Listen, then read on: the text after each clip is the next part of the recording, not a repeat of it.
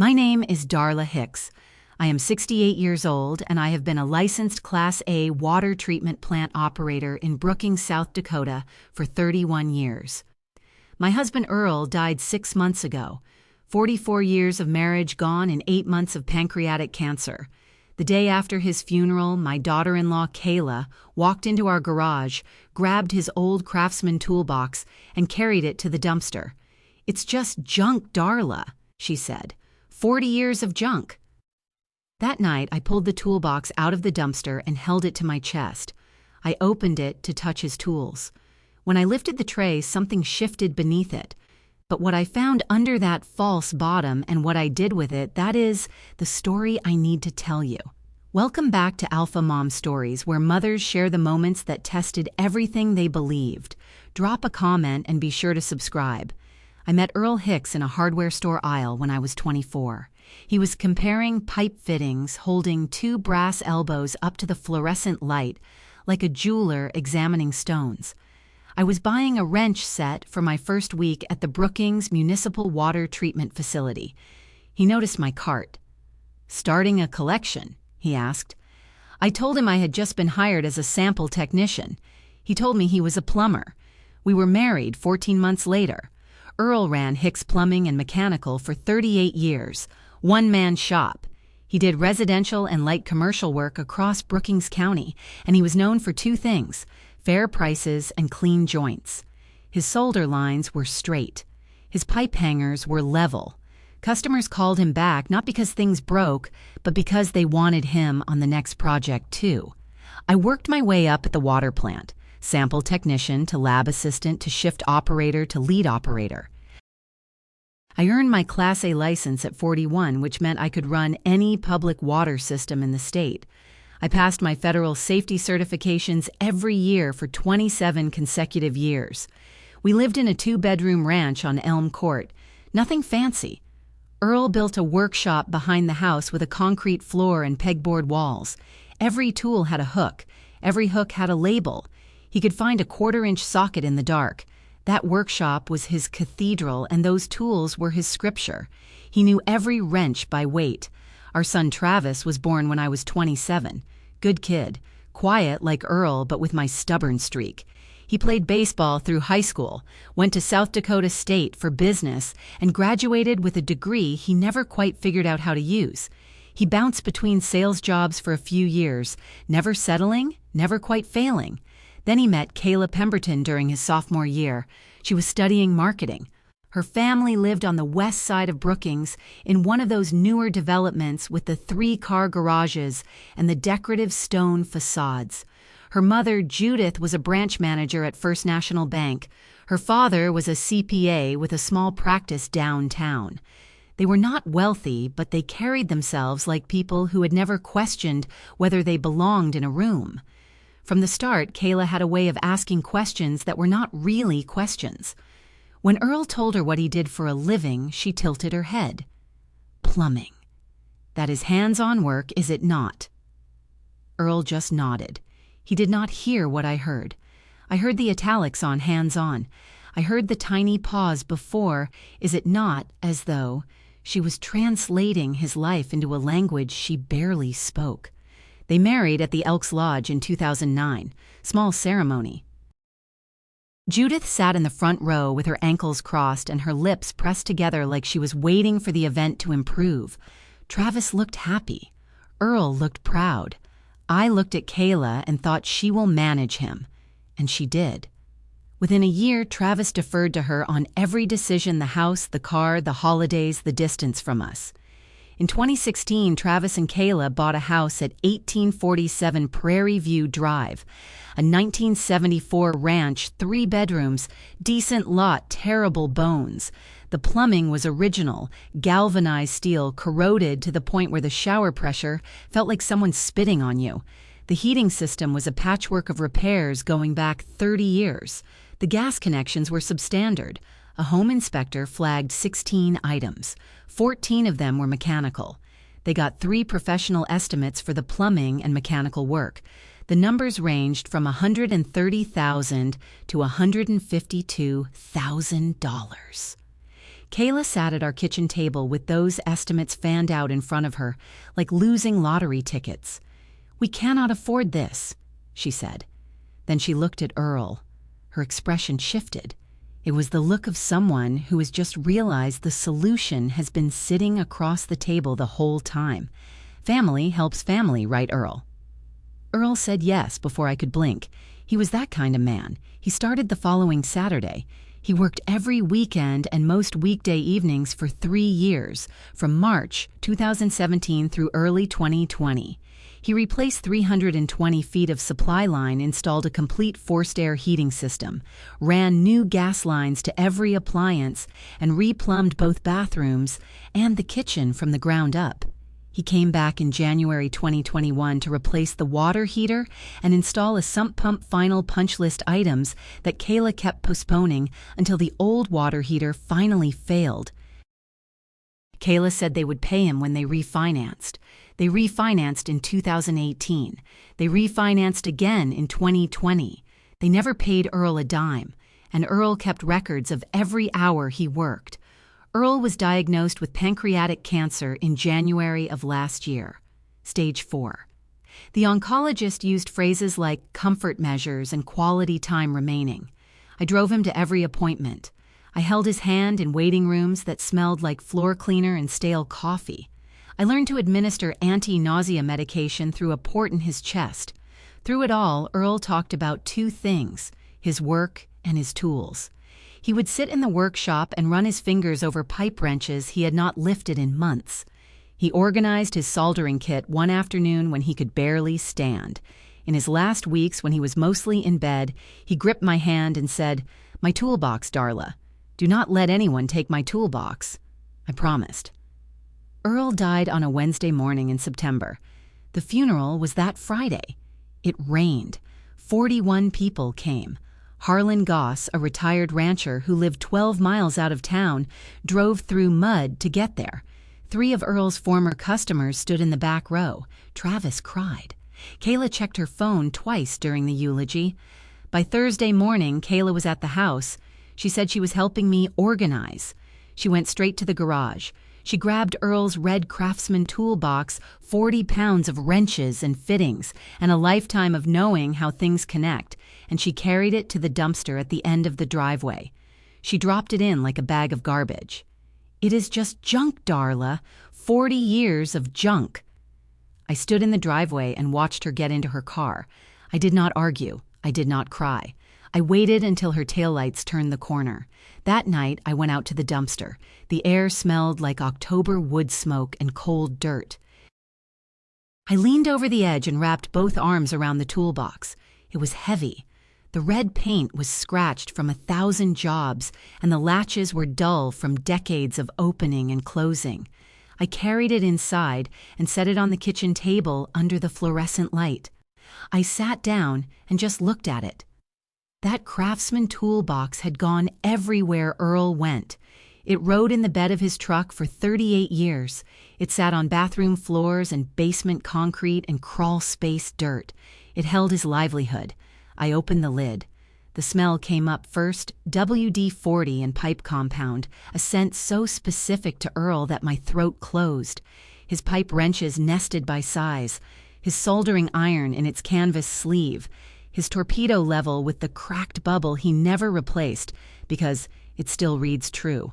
A set of basin wrenches, a tubing cutter, Teflon tape half used. I touched each tool.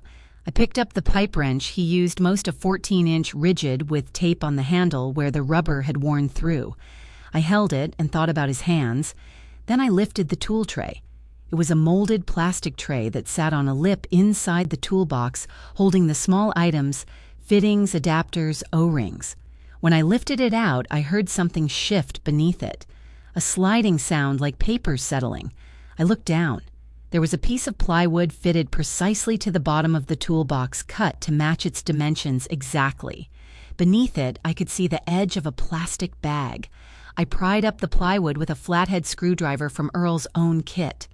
Underneath, a gallon-sized Ziploc bag sealed tight containing 3 manila folders, each one labeled in Earl's cramped handwriting. The first said, Work log Travis and Kayla. The second said invoices. The third said receipts and photos. My hands were shaking. I opened the work log first, page after page in Earl's careful print.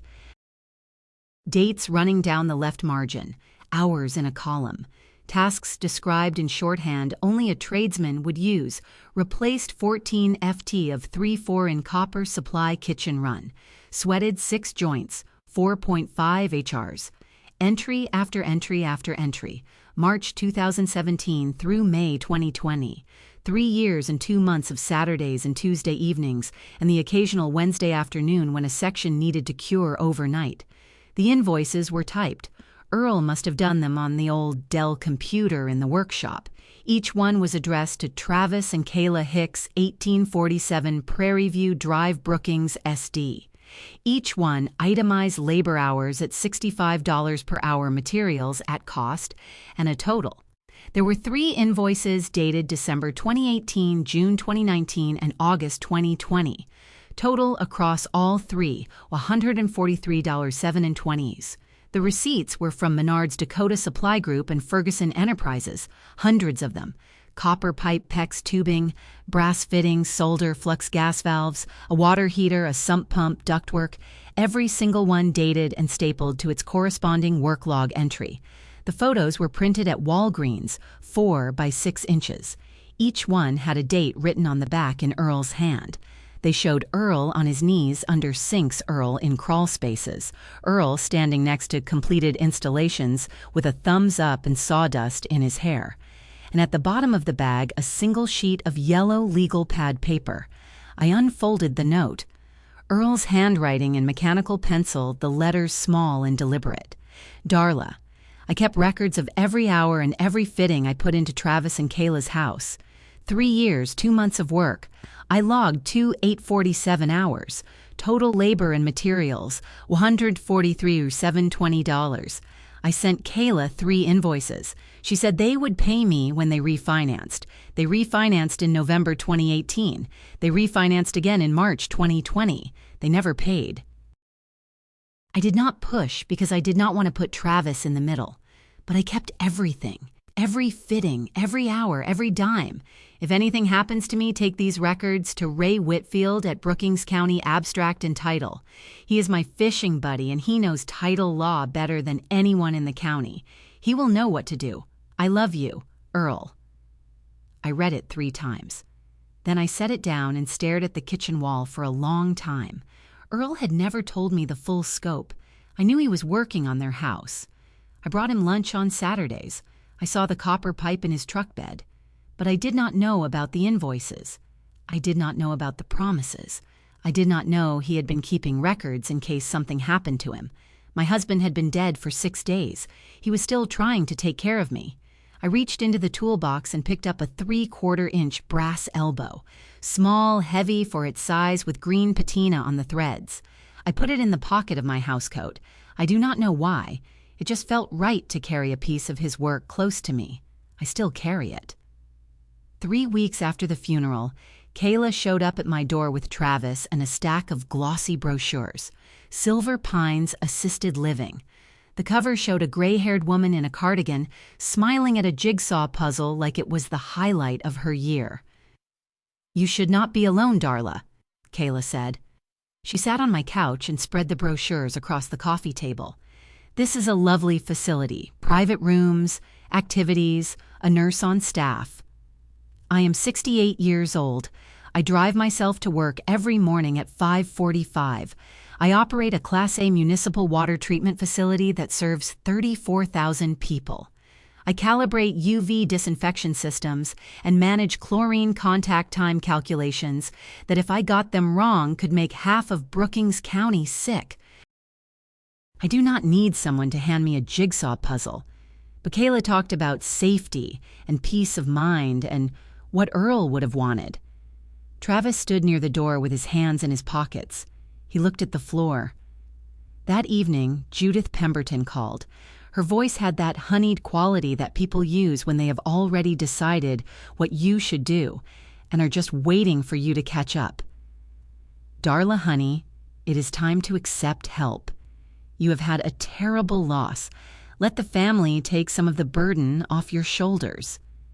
The burden she was referring to was my house, my paid-off house, and my savings, and my pension. I said, "I will think about it." But I had already thought about it. The next morning, I called Ray Whitfield. Ray Whitfield was 71, semi-retired, and had been a title abstractor at Brookings County Abstract and Title for 40 years. He and Earl had fished together for 30 of those years every other Sunday from May through September, weather permitting. They fished Lake Poinsett, mostly casting for walleye from Ray's aluminum boat, not saying much. That is how Earl liked his friendships. Side by side, doing something useful, talking when it mattered. I drove to Ray's office on a Tuesday morning. He sat behind a desk stacked with plat books and title documents. I opened the Ziploc bag and laid out everything: work logs, invoices, receipts, photos, and Earl's note. Ray put on his reading glasses bifocals with wire frames, the kind that make a man look like he has spent his life reading things that matter, and he went through every page. It took him 40 minutes. When he finished, he set the papers down and took off his glasses. Darla Earl talked to me about this 2 years ago. I told him he had grounds to file a mechanic's lien. He said he did not want to hurt Travis. He did not want to hurt anyone, I said. Ray nodded. Under South Dakota codified laws, Chapter 44-9, anyone who furnishes labor or materials for improvement of real property has a lien on that property. It gets filed with the Register of Deeds. There is a 6-year statute of limitations. Earl's last work, the water heater and sump pump, was completed in January 2021. You are well within the window. He looked at me. These records are better than most licensed contractors keep. Earl was thorough. I can connect you with Helen Jessup. She is a real estate attorney here in Brookings. Here's what you need to understand about Kayla's ambition. She was a licensed real estate agent at Prairie Realty Group, and she was good at it. She knew how to stage a room, how to light a kitchen for photos, how to describe a house in language that made people feel like they were already living in it. She and Travis had listed their house at 1847 Prairie View Drive for $515,000. The listing featured custom plumbing and mechanical systems as a highlighted selling point. The description read, "Professionally installed copper plumbing, forced air HVAC, and modern gas line routing throughout." Kayla walked potential buyers through the house, pointing at the copper pipes visible in the basement, the clean ductwork, the gas manifold in the utility room. "All professionally done," she told them. "Top quality work." She did not mention Earl's name, not once. She had a buyer under contract within 3 weeks, a young couple relocating from Sioux Falls. Closing was scheduled in 6 weeks. Kayla had already picked out a 4-bedroom colonial in the Harrisburg School District south of Sioux Falls with a price tag of $640,000. The equity from the Prairie View sale would cover the down payment. At a neighborhood barbecue, someone asked Kayla who did the plumbing work. She took a sip of her drink and said, "Oh, a contractor. Years ago. I do not remember the name." She was standing 15 feet from where Earl had sweated copper joints in the rain because the main shutoff was outside and the job could not wait. She sold his sweat as a selling point and could not say his name. 2 weeks after the brochures, Kayla came back with reinforcements. Judith Pemberton sat in my living room wearing a silk scarf and an expression of studied concern. Kayla had a new document, not brochures this time, but a 3-page legal form titled Voluntary Care Agreement. I read it carefully. I have spent 31 years reading technical documents, water quality reports, EPA compliance forms, equipment specifications. I know how to find the sentence that matters in a page full of sentences that do not. The document would grant Travis durable power of attorney over my financial affairs. It would authorize him to make decisions regarding the sale of my property. It would designate him as my care coordinator, with the authority to arrange housing on my behalf. "It is just paperwork, Darla," Judith said. "For your protection." Kayla added, "The house is too much for you alone. Let us help you manage things. You can focus on resting." I looked at Travis. He stood near the window with his arms crossed. He did not meet my eyes. I set the document on the coffee table. "I will think about it," I said. Judith smiled. Kayla nodded. They left.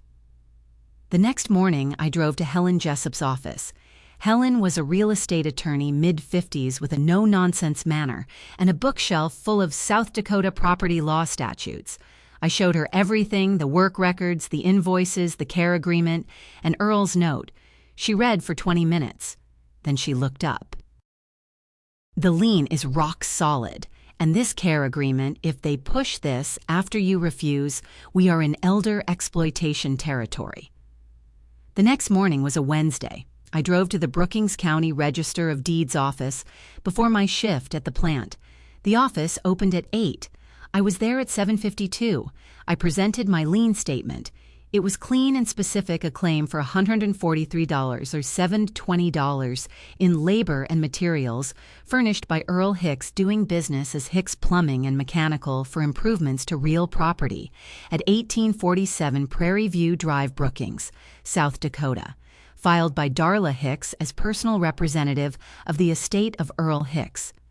The clerk was a woman in her 50s with reading glasses on a beaded chain. She reviewed the documentation, the work logs, the invoices, 3 representative receipts. She flipped through the pages slowly.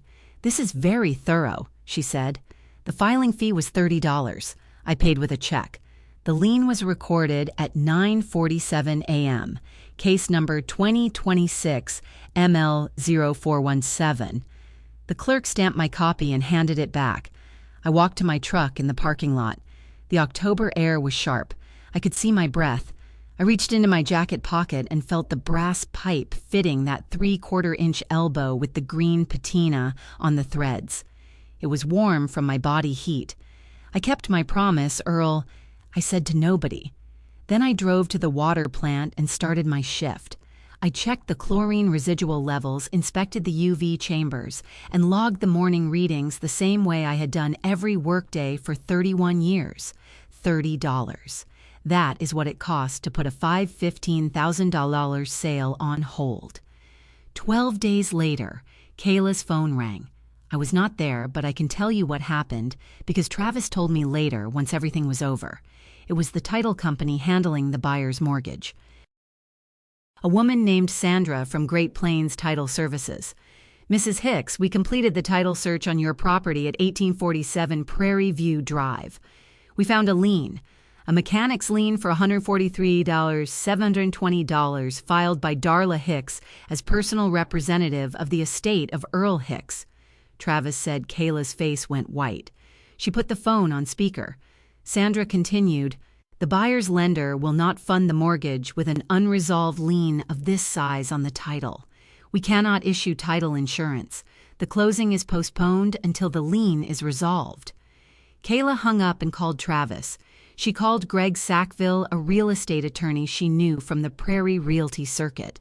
Then she called me. My phone rang 4 times. I was at the water plant running afternoon turbidity tests. I let it go to voicemail. Her message lasted 47 seconds. "Darla, I do not know what you think you are doing, but this is going to stop. Call me back immediately."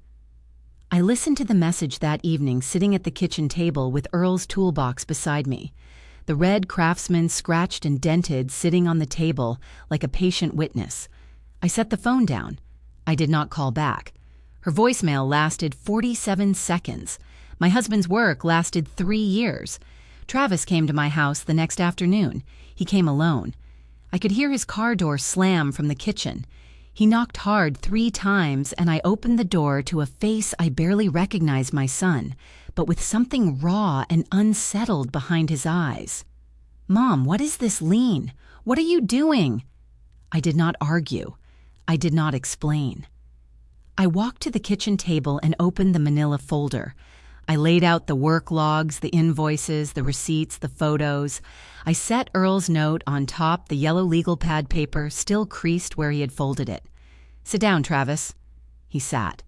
I turned the work log to face him. I ran my finger down the dates. March 11th, 2017. Your father started replacing the galvanized supply line in your kitchen.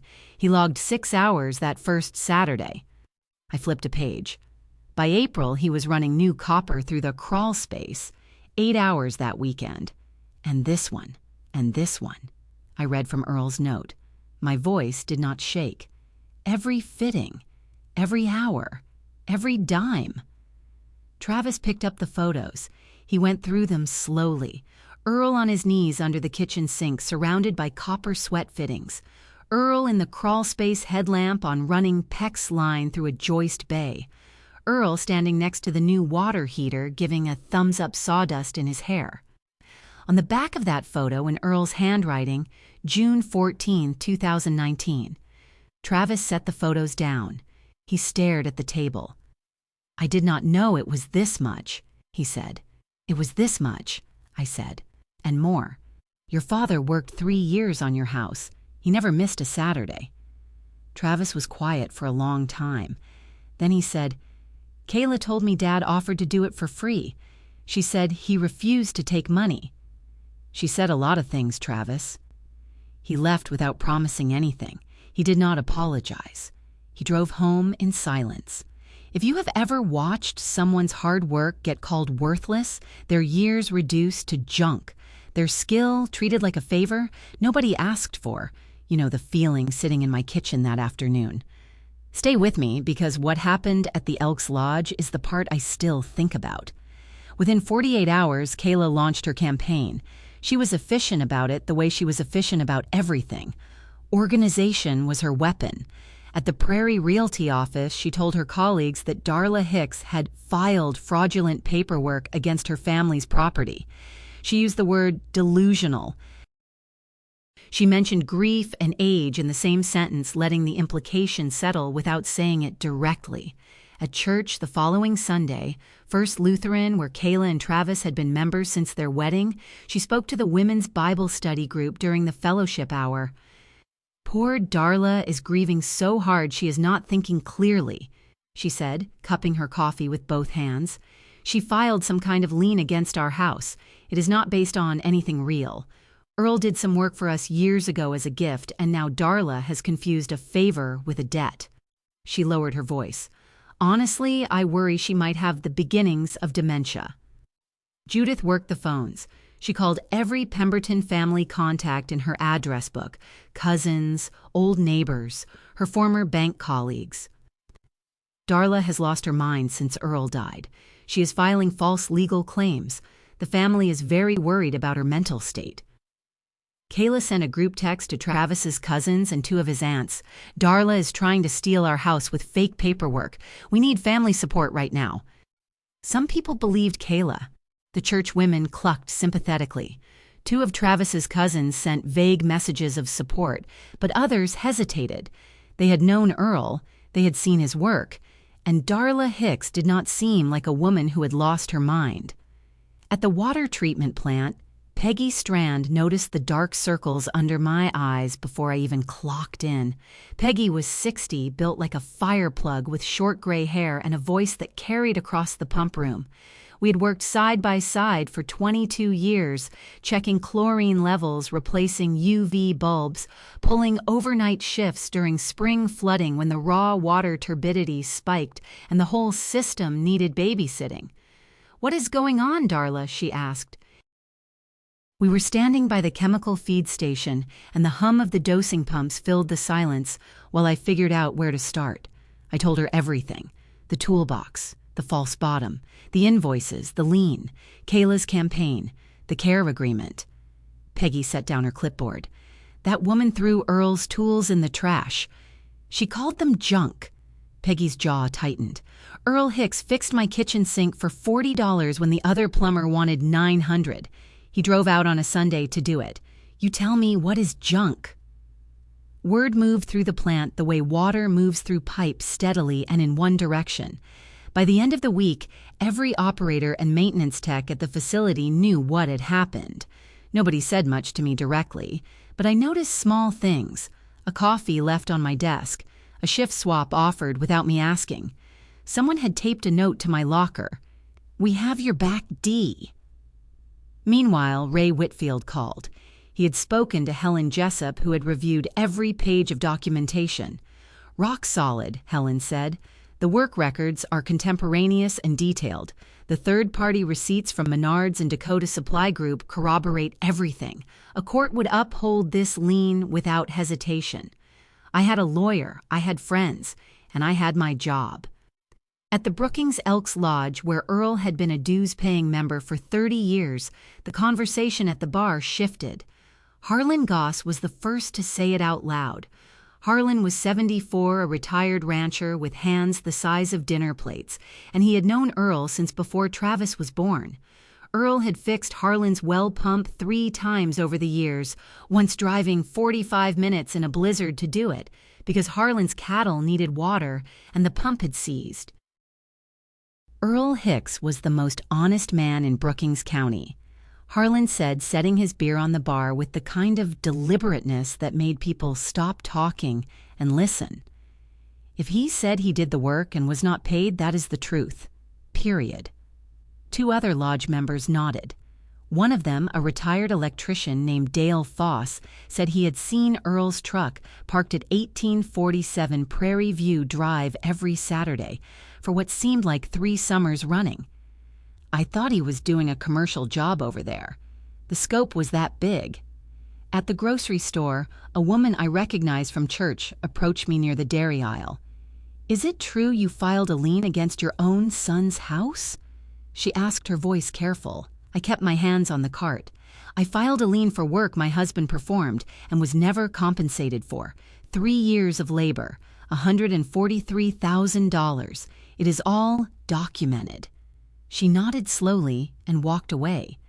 Later, I learned she told 3 other women at the church quilting circle. Darla has the receipts. The town was splitting. Kayla's church narrative on one side, the tradesman who knew Earl on the other, and in the middle, a stack of invoices that no one could explain away. Kayla hired Greg Sackville to fight the lien.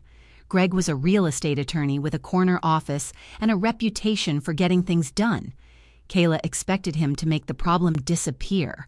He called her into his office after reviewing the filing and the documentation I had submitted with it. Travis came too. "Mrs. Hicks," Greg said, leaning back in his chair, "I have examined the lien filing and the supporting documentation. The lien is valid under South Dakota Codified Laws, Chapter 44-9. The work logs are contemporaneous, meaning they were written at the time the work was performed, not after the fact. The material receipts are from verified vendors. The photos are dated, and the 3 invoices are typed itemized and consistent with the work described in the logs." Kayla interrupted. "So get it removed." Greg shook his head. "The only ways to clear the lien are to pay it, negotiate a settlement with the claimant, or wait for the 6-year statute of limitations to run. If you try to sell with the lien in place, no title company in the state will insure the transaction." "What about having her declared incompetent?" Kayla said. "She is an old woman living alone. She is clearly not thinking straight." Greg paused. "Mrs. Hicks, Darla Hicks, is a licensed Class A water treatment plant operator. She passes annual federal safety certifications. She operates a facility that serves 34,000 residents. No judge in Brookings County would find her incompetent, and frankly, pursuing that angle could backfire significantly." Kayla stared at him. Travis said nothing. "I want to tell you something about Kayla because the truth is more complicated than the version where she is simply a villain.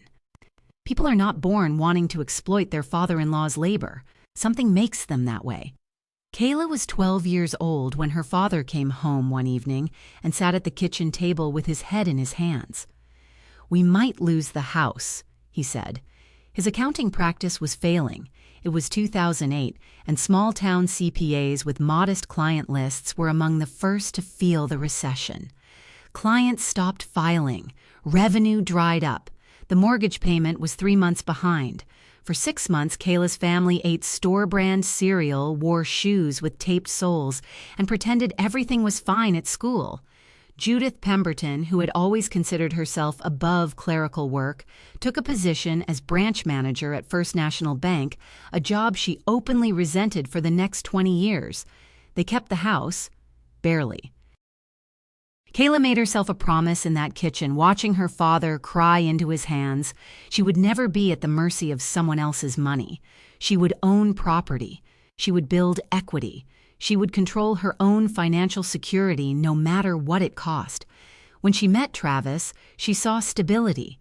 When Earl offered to work on the house, she saw savings $140,000. She would never have to borrow. She told herself it was family helping family. She told herself Earl was happy to do it. She told herself the invoices were just paperwork, not real obligations. She was wrong about all of it. But she had been 12 when she learned that money is the thing that keeps the walls around you, and she never unlearned it. That does not excuse what she did. It explains why she could look at a man's 3 years of labor and call it a gift she never owed. Kayla's next move was strategic. She could not fight the lien in court. Greg Sackville had made that clear.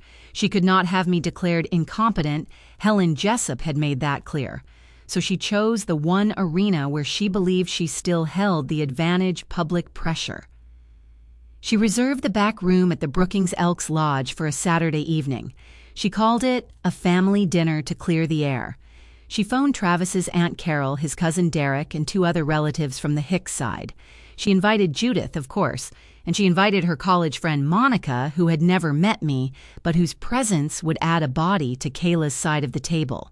Kayla wrote talking points. I know this because Travis found the notepad later. Point 1.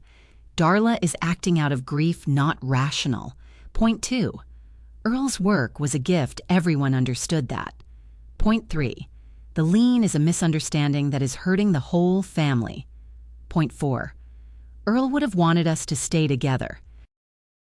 She chose the Elks Lodge because she considered it neutral ground. Nowhere in Brookings would seat a group of 12 on short notice, and the lodge rented its back room for $50. What Kayla did not consider or did not know was that the Brookings Elks Lodge was Earl's territory. He had been a member for 30 years. He had fixed the lodge's water heater twice and repiped the men's restroom for cost. The bartender, the regulars, the men who sat at the bar on Saturday nights, they all knew Earl Hicks, and word had already spread about the lien. I ironed the dusty rose blazer I had not worn since the last water treatment conference in Pierre. I paired it with the cream camisole I bought for Earl's retirement dinner, the one he never got to have. I looked in the mirror, side-parted lob-warm chestnut with threads of gray, lines around my eyes from 31 years of squinting at gauges and readouts. I was 68 years old. I was beautiful in the way that women who have worked hard and survived things are beautiful, not polished, just real. I picked up the manila folder with copies of every document, work logs, invoices, receipts, photos, Earl's note. I slipped the brass pipe fitting into my blazer pocket. That 3/4-inch elbow had become a kind of talisman. I carried it the way other women carry worry stones or saint medals. I called Peggy Strand and told her about the dinner. "I am coming with you," Peggy said. "You do not have to." Earl fixed my kitchen sink for $40 when the other plumber wanted $900. He drove out on a Sunday. I am coming. I drove to the Elks Lodge at 6:15 on a Saturday evening. The parking lot was half full. The regulars were already at the bar. I recognized Harlan Goss's truck, a faded blue Ford with mud on the fenders. I sat in my own truck for a moment, holding the steering wheel, feeling the brass fitting in my pocket. I did not dress up for them. I dressed up for Earl. I went inside. The back room at the Elks Lodge had wood-paneled walls, a long folding table covered with a paper tablecloth, and fluorescent lights that hummed at a frequency only people over 60 can hear. Kayla had placed name cards at each seat, handwritten on folded cardstock, which felt strangely formal for a family dinner at a lodge hall. Kayla had positioned me at the far end of the table, flanked by Judith on my left and her friend Monica on my right. Travis sat at the opposite end next to his cousin Derek. Aunt Carol and another cousin Beth filled the middle. Kayla took the seat directly across from me at the center of the table, where she could see everyone and everyone could see her. Peggy sat beside me. Kayla had not placed a card for her. Peggy pulled up a folding chair and sat down without asking. The conversation started with small talk. The weather, Travis's new project at work, Derek's daughter starting middle school. Judith complimented the dinner rolls. It was the kind of forced pleasantness that happens when everyone in a room knows why they are actually there, but nobody wants to be the first to say it. Kayla let it run for 12 minutes. I watched her check the time on her phone twice. Then she set down her fork, folded her hands, and looked at me. Darla, we are all here because we love this family, and we need to talk about the lien. If you can feel the tension in that room, imagine sitting in it. Keep watching, because what I said next is something I had been holding for 6 months. Kayla stood up. She addressed the table the way she addressed potential home buyers, confident, rehearsed, with a warmth that did not quite reach her eyes. Darla is going through a very difficult time. We all loved Earl. Every person at this table loved Earl. She paused to let that land, then continued. But this lien is not what Earl would have wanted. It is not rational. It is an act of grief, not reason. She turned to face me directly. You are punishing us for something that was a gift, Darla. Earl offered to do that work. He was happy to do it. He never once asked for money while he was alive. Does that sound like a man who expected to be paid? Judith leaned forward. Earl was a generous man. He would be heartbroken to see this family tearing itself apart over money. Kayla reached into a folder beside her plate and pulled out a single-page document. This is a lien release form. If you sign it, this all goes away. The sale goes through, we keep the house, and we can be a family again. She slid the paper across the table toward me. The room was quiet. Aunt Carol looked at me. Derek looked at his plate. Beth twisted her napkin. Monica, who did not know any of us, studied her cuticles. Travis sat at the far end, jaw-tight, eyes on the wall. Every eye turned to me. I looked at the lien release form sitting on the paper tablecloth in front of me. I did not touch it. I opened the manila folder. I set it on the table beside the lien release, which I had not touched and would not touch. I spoke in the same voice I used during plant inspections, clear, calm, factual. Earl worked on your house from March 2017 through May 2020, 3 years and 2 months. He logged 2847 hours. I turned the work log to face the table. I read dates and tasks. April 12, 2017 replaced 320 feet of galvanized supply line with Type L copper. Materials $4, $280 from Dakota Supply Group. I turned the page. September 3, 2017 installed forced air heating system including 62 linear feet of ductwork and a 96% efficiency furnace. Materials and equipment, $11, $430. I laid out the receipts. Menards, Dakota Supply Group, Ferguson Enterprises. Hundreds of them, each one dated each one, stapled to its corresponding work log entry. I showed the photos. Earl in the crawl space. Earl sweating copper joints, Earl standing next to the completed boiler installation, Earl giving a thumbs up with sawdust in his hair. I read from Earl's note, every fitting, every hour, every dime. The room was silent. Nobody chewed, nobody breathed loudly. Then I heard footsteps behind me. I turned. Harlan Goss stood in the doorway that connected the back room to the main bar area.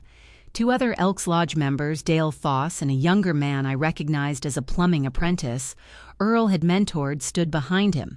Harlan looked at Kayla. His voice was steady. I remember Earl working on that house. He told me Kayla promised to pay him when they refinanced. Aunt Carol spoke first. She looked at Kayla with the expression of a woman who has just done arithmetic in her head and does not like the answer. You never paid Earl not a single cent. Kayla's chin lifted. It was a family gift. That was understood. I did not raise my voice. Then why did Earl send you 3 invoices? I held up the typed invoices, dated December 2018, June 2019, and August 2020, itemized, signed, stamped. Kayla stared at the invoices. She did not reach for them. Derek leaned forward. $143,000, Kayla. That is not a favor. That is a career. The room shifted. I could feel it chairs adjusting postures, changing the collective weight of realization settling onto the table like something physical. I looked at Kayla. I spoke quietly. He built your house with those hands, and you threw his life in a dumpster. The room went silent. Not the polite silence of a pause in conversation, the airless silence that happens when a sentence says everything there is to say and nobody can add to it. Aunt Carol put her hand over her mouth. Beth looked at Travis. Monica, the friend who had never met me, set her fork down and pushed her plate away. Harlan Goss stood in the doorway with his arms folded and said nothing. He did not need to. Kayla's jaw worked, but no words came out. For the first time since I had known her, she had nothing rehearsed. Travis spoke. His voice was hoarse, like a man who has been holding words in his throat for years, and they have finally worn through. You told me Dad offered to do it for free.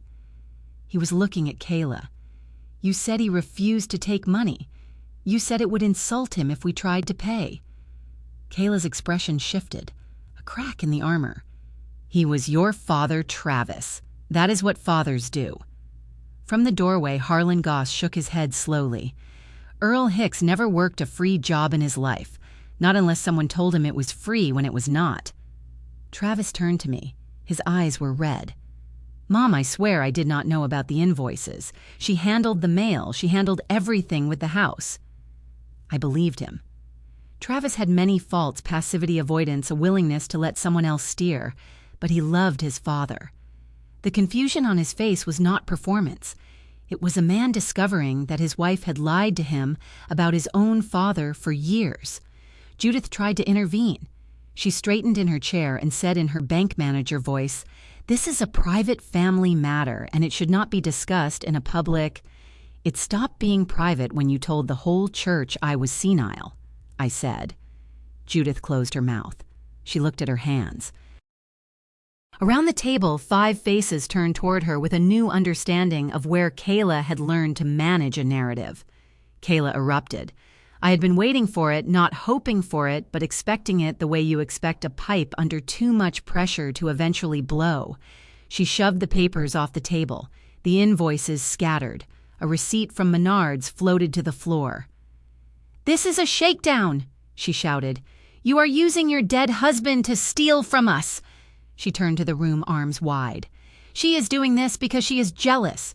She has always been jealous of what Travis and I built. She could not stand that we had a nicer house, a better life." I did not move. My hands were folded on the table.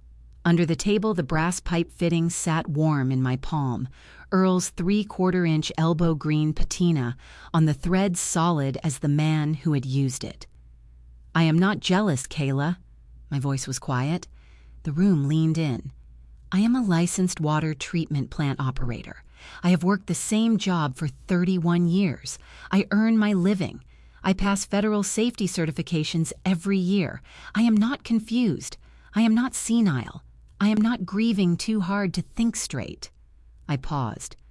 "I am asking you to pay for the work my husband did on your house. 3 years of labor, $143 to $720 in documented hours and materials. That is not jealousy. That is an invoice." The room watched Kayla standing. Breathing hard, her face flushed, and me sitting hands folded, voice level. The contrast was everything. The woman screaming looked like the one who had something to hide. The woman sitting still looked like the one telling the truth. A woman stepped through the doorway from the hall. Helen Jessup, real estate attorney, carrying a slim leather folder. I had asked her to be present as a precaution, not to make a scene, but to ensure that what I said was backed by someone with a bar number. Helen addressed the room briefly, the way attorneys do when they want to be heard without being argued with. "Good evening. My name is Helen Jessup. I represent Mrs. Darla Hicks in the matter of the mechanic's lien filed on the property at 1847 Prairie View Drive." She opened her folder. The lien was filed in accordance with South Dakota Codified Laws, Title 44, Chapter 9. The supporting documentation, work logs, invoices, material receipts, and photographic evidence exceeds the statutory requirements. The lien is valid. It attaches to the property and will remain on the title until it is either satisfied through payment or foreclosed through court action. Helen turned to Kayla, who was still standing. "Any attempt to coerce, intimidate, or manipulate Mrs. Hicks into releasing this lien, including threats of guardianship proceedings or accusations of mental incompetence, could constitute elder financial exploitation under South Dakota Codified Law 2246-5. That statute carries criminal penalties." Kayla's face drained of color. She sat down slowly as though her legs had made the decision for her. Judith gripped the edge of the table with both hands. She did not speak. Helen nodded to me and stepped back. She had said what needed saying in under 90 seconds. That is why I hired her. I stood. I had not planned to, but my legs knew before my head did. "I am not here to destroy anyone," I said. I looked at Travis. I looked at Aunt Carol and Derek and Beth. I looked at Harlan in the doorway. "I am here because my husband's work had value. His life had value. His 40 years of getting up at 5 in the morning and driving to someone's house to fix something they could not fix themselves that had value." I touched the brass fitting in my pocket. "These tools are not junk." I took a breath. "Here are my terms. Pay what is owed $143,720 within 90 days. I will file a satisfaction of lien with the Register of Deeds, and the title will be clear. If payment is not made, I will pursue foreclosure as allowed under SDCL 44-9. I paused. "I will use the money to establish the Earl Hicks Trade Scholarship at Brookings High School, a scholarship for young people who want to learn a skilled trade. Plumbing, electrical, welding, pipe fitting, the work that keeps houses standing, and water running and heat coming through the vents." I looked at the room. That is what Earl would have wanted, not the money, the recognition that his work mattered. Harlan Goss started clapping. It was slow at first, the heavy, deliberate applause of a man who means it. Then Peggy. Then Derek, who had been sitting quietly through the whole dinner. Then Dale Foss in the doorway. Then Aunt Carol. Then Beth. The room applauded except for 2 people. Kayla sat with her jaw clenched and her fists balled in her lap. Judith sat perfectly still, looking at a point on the far wall. People stood. They stretched. They exhaled. The room felt lighter, the way a room does when the hardest thing that needed saying has been said. Harlan Goss walked over and shook my hand. His grip was firm and unhurried. "Earl would be proud of you, Darla. Proud as hell." Peggy hugged me. She smelled like coffee and the faint chlorine that never fully washes out of a water plant worker's clothes. 2 Elks Lodge members offered to help with the scholarship paperwork. Dale Foss said he would contact the high school's Career and Technical Education Department on Monday. Kayla grabbed her purse and walked out without a word. Her heels clicked on the lodge floor, quick, sharp final. Judith followed. At the door, Judith paused. She turned and looked back at the room at me, at the papers still scattered on the table, at Harlan and Peggy, and the faces of people who had known Earl Hicks for decades. Something crossed her face. Not guilt exactly, not regret, but the quiet recognition that she had taught her daughter to measure people by what they earned and to overlook the ones who earned it with their hands. Then she turned and walked out. Travis approached me last. His eyes were red. His shoulders were rounded. "Mom, I am sorry. For all of it. I should have known. I should have asked." I took his hand. "Your father never stopped loving you, Travis. Neither have I. But I will not pretend his work was worthless just to keep the peace." Travis nodded. He squeezed my hand and I squeezed back. 3 months later, Travis filed for divorce. He moved into a studio apartment on 6th Street in Brookings, small clean, with a window that faced east so the morning light came in. He took a job as a project coordinator at a local construction firm.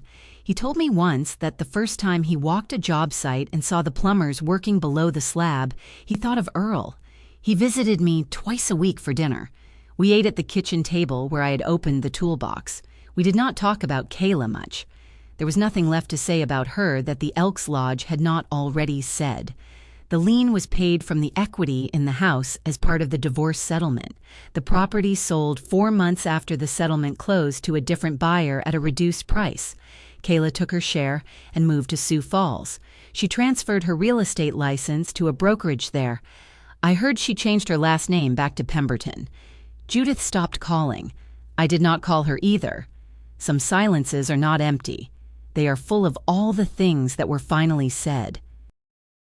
The Earl Hicks Trade Scholarship at Brookings High School awarded its first grant the following spring, $5,000 to a 17-year-old girl named Cassidy Brewer, who wanted to be a pipe fitter. At the ceremony in the school gymnasium, I stood at the podium in front of 200 people, students, teachers, parents, tradespeople from across the county. On the podium beside me, mounted on a small walnut plaque that Dale Foss had made in his woodshop, sat a 3/4-inch brass pipe fitting. Green patina on the threads. I kept my remarks short. My husband, Earl Hicks, was a master plumber and pipe fitter for 38 years. He believed that skilled work is honest work, and honest work deserves respect. This scholarship exists so that the next generation of tradespeople in Brookings County knows their community values what they do. Cassidy Brewer walked to the podium and shook my hand. She had calluses from shop class. I liked her immediately.